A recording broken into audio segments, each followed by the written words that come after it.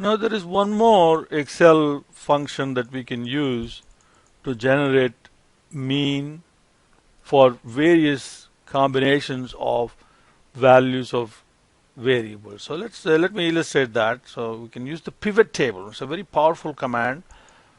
So here this is your 401k data. We saw this in chapter 2. So it's the same data set. Okay, so it's highlighted. So now go and insert a pivot table, and let's put the pivot table in sheet 1, and there is nothing below here, so we can prepare the pivot table right here. So everything is blank below that, so we are safe here. If we are not safe, pivot table will tell us that there is something there. Do you really want to put the pivot table here? And if there is something that we don't want to lose, then we can adjust that. Okay, so click OK. All right. So now we generated a similar pivot table in chapter 2.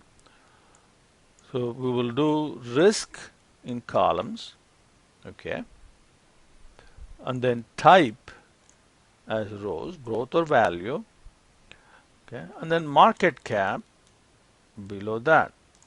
So within each type of fund, the market cap. Okay. Now suppose we want to look at 3-year return. Okay. And what we want here is the average return. Okay. Over 3-year period, what is the average return of all the funds that satisfy these categories? Now, since this is a numeric data, pivot table will automatically assume that what you want is a sum. Okay, but that's not what we want. We want an average, so we have to go back in here to value field setting and change that to average. If you do count, it will simply give you a count, which is what we did in chapter 2. But here we want an average value, so click OK and format.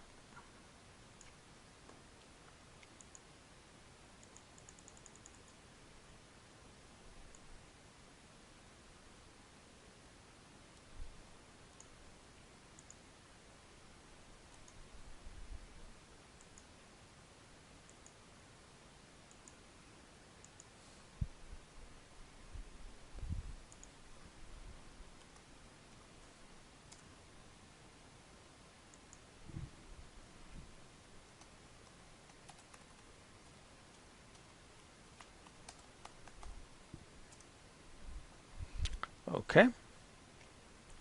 Now we want the risk, low risk to be first, and then average, and then high. So we'll move risk to the beginning. Okay. So we used pivot table to generate average in a table format for a numeric variable. Okay. So here is another way of computing averages. Now pivot table allows us to compute not just average but other statistics also, and it is very easy. All you have to do is to just click inside the pivot table, right click, and then choose value field settings. If you choose that, then you get number of options. Of course, we have already seen count. If I select count, it will only give you the number of funds that fall into each of those categories. And we just did average. Okay, so it takes the funds that fall into each category and computes the average 3-year return. So now if you wanted maximum return, you can choose max, so min,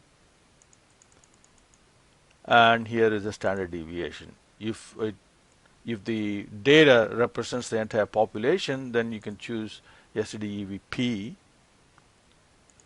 but this is only a sample, so we will choose STDEV. And we can use, if you want variance, you can use VAR instead of STDEV. So when you choose STDEV and click OK, a standard deviation will get computed. And so this pivot table gives you the standard deviation of 3-year returns that fall into each of these categories here. Now you notice that there is a div by zero error, and that's because there is only one fund that falls into that category. So if you have only one value, then you cannot have standard deviation. So for example, so if you go and change this to count, you see there's only one fund that falls into that category, and that's the reason. So let me put it back to standard deviation. So that's the reason why we have a div by zero error there.